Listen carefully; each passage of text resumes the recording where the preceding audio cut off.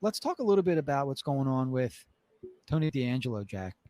And he Hmm. was up in the press box again tonight. I think I'm sitting maybe right around where he was sitting earlier. A lot of suspicion. Why isn't D'Angelo playing? I think this is what, his fourth game Hmm. he's missed. The Flyers even went so far as to dress just five defensemen. He didn't play tonight.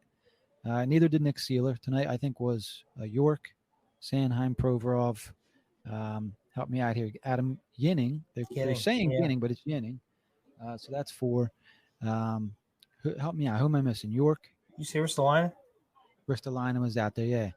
So, it was interesting. So here's something for you. So Chris Bennett on Twitter made a comment that, hey, maybe the Flyers already know that they're bringing back DeAngelo next year, and they want to get a look at the five who they're not sure about. What are your thoughts on that, Jack? It seems like wishful thinking. It was interesting, though, I thought, because I everyone's mean, kind of the it's opposite right now. possible. You can't rule it out, but Because it's like if you already know why what you not? I have think in them, they would be a little more forthcoming so they could avoid the bad speculation if that were true.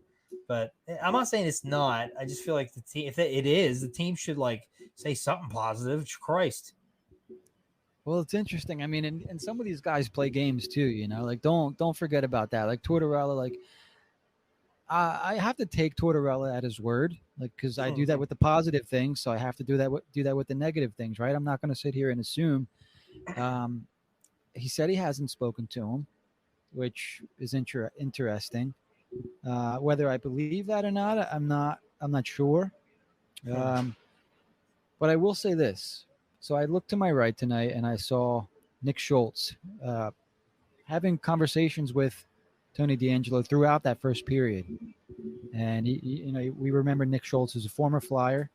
He is a player development coach with the team now.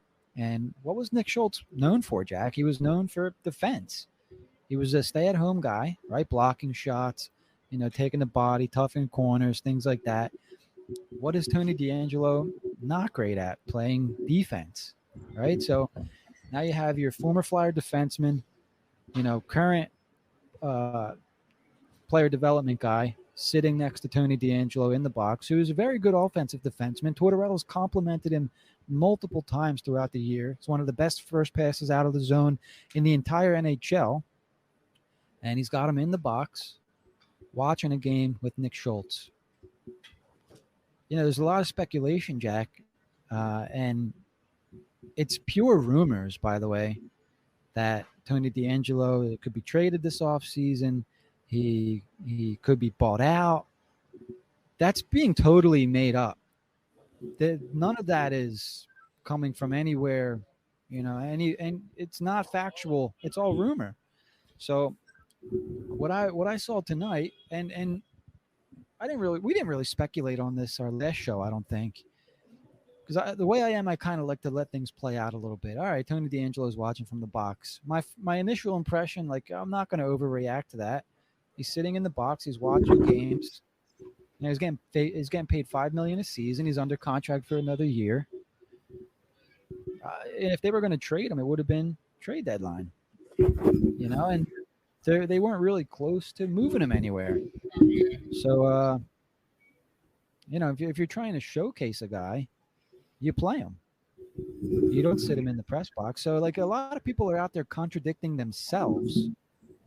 And it's like, well, you're contradicting yourself because you're not making sense. And tonight kind of proved that for me, that, they're pulling him back a little bit. He's making the same mistakes. Just watch up here with us, and we'll show you what we're seeing. This is what we want you to do in certain situations, yada, yada. Does that make sense? I mean, yeah. I mean, yeah, it's a positive outlook, which I definitely think could be possible. And I know they play games, and Tortorella especially. I just think they got enough bad looks with things that they may not. They could just still be doing it. I just feel like something more positive would be said by somebody, Briere, towards anybody. Doesn't mean it's not possible. I don't know that you could change Tony D. You know, with Schultz and whatnot. I mean, yeah, it's what I would do. I would get them talking, and if you're invested in with him going forward, it's odd that like there's one side that's like he's out of here, he's gone, going back to the speculation at the trade deadline, to the other end where they're invested in him moving forward past this 2-year deal, past next season, and they're working with him. It's there's no middle ground, it feels like. And what am I more likely to believe? Yeah, I don't know. I was leaning trade for a while. These theories of yours, they do have some merit, but they are, in my opinion, still a little too wishful thinking. So what I come back to. Yeah, so I was just trying to find some rationality, and like I said, my whole thing was in the beginning. All right, they're sitting him out. What do they have to gain by playing him? You know what I mean? Like there's nothing to gain. Like they're meaningless games. So okay, now he's watching games from the box. If you're going to take a guy out, you out of here. Hang on 1 second, guys. Take it easy. Jim's a boss. Yeah. So if he's in, so back to what Chris Bennett said from Twitter. If you're not following Chris, make sure you go look him up. He's a good follow. If you know he's going to be around next year, take the one guy you know is going to be around out. Right? Who do we want to trade? Who keeps coming up in trade rumors? Ivan Provorov. I think he could be gone, but let's also remember he's the only guy that hasn't moved from his spot in the lineup. You know, hasn't been benched at any point this season. Travis Sanheim is a player a lot of people want traded. Cam York's a young guy that needs the experience. Ristolainen, they're still trying out on the power plays. They want to see what they can do with him. And then Adam Ginnings come up, Ronnie Addert's come up. It makes sense why these guys are maybe still in the lineup, or these guys that we can use next year, yada yada. Whereas if you're keeping DeAngelo, maybe it makes sense to take him out. I think I'm buying into what Chris said there, and it was an interesting perspective because if you're sitting a guy and I don't know, it just made me think a little bit. It's it just was interesting. What's the point of playing him? There's no real reason to play Tony DeAngelo, right? Like, who cares if he's playing or not? It's kind of how I looked at it. Why I definitely don't disagree with any of that. I do wonder how this team views some of these players. Like, I think we're expecting some pretty big changes, or we should be, this offseason. Maybe nothing earth-shattering, but something notable for sure. And some of that mentality that you're dropping on me makes me think that they're more likely to work with what they have to an extent. And I don't know how I feel about that. Yeah, that's kind of so. The only guys that I honestly think they're going to try to move is Kevin Hayes, who I think's foregone conclusion. He's gone. He doesn't fit what's happening here. The other guy that I think they could explore moving is, we talked about it on a couple shows ago, is Ivan Provorov.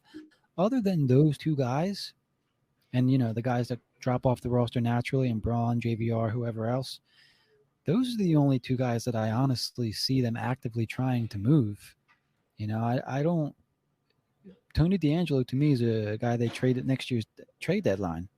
You know what I mean? Like, what team is going to take on a $5 million salary for a year when you can wait out to the trade deadline and trade for him then? Fit him under your cap. All of a sudden, you have a power play specialist.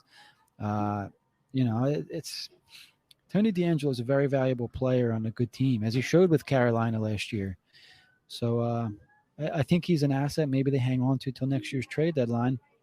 Maybe they do it like something what Carolina did with Gostisbehere. Hopefully he's worth a little bit more by that point. But do you kind of get where I'm going with that?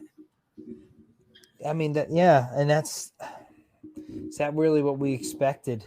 Or they just feel financially they can't move enough money to make it worth to wait. They have to wait too long, so they're going to try to do something in the meantime while still trying to rebuild in a way. Yeah, I mean, so if the team came out and was like, yeah, we're going to tear everything completely down in one summer, how realistic do you think that is? And if they don't do it, could you imagine the fan outrage?